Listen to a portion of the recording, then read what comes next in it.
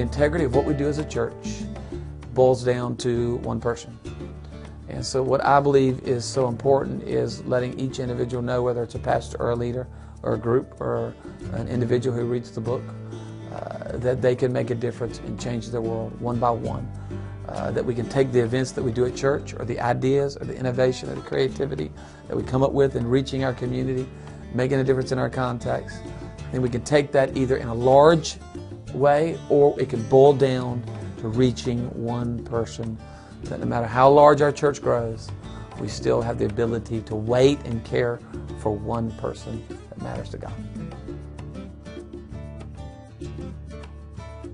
There's a lot of different ways to serve. That it is not one size fits all. It is just, there are 1,000 ways. Once your heart gets ignited with serving and wanting to be what Jesus wants us to be to the world that we're in, I just believe there are 1,000 ideas. I think some of the greatest ways to serve our community have not even been thought of yet. And one of the things that I keep going back to is the thought that God is a creative God. And one of the first words of the Bible is God created.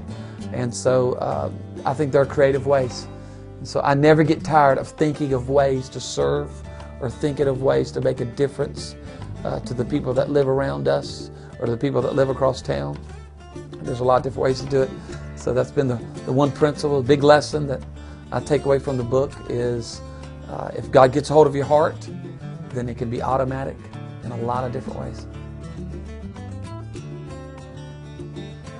I think it can impact the philosophy of how we lead, the philosophy of those that are decision makers as it relates to what is important and what are we going to point to and what are we going to give energy to and what are we going to give time to and what are we going to give resources to. So I think it impacts leadership, it impacts decision makers, as well as I think it's a great tool for small groups. Being able to take the book and see the ideas that are there. We've got some, serve thoughts and some serve ideas. And there's a lot of stories weaved into the book, and so I think small groups can see that. 6 people sitting around can get great ideas on how they can make a difference in their community or in their context. And then I believe it's also for the individual who has a heart to make a difference, whether it's connecting with their local church, or it's connecting in their workplace, or it's connecting in their mom's group, or it's a young person that's in a student ministry or at a college campus. I think there's enough ideas and enough inspiration, and there's some good information where somebody can read it and they can make a difference and they can get involved and get out there and serve somebody, whether it's organized or it's organic. I think it addresses all those things.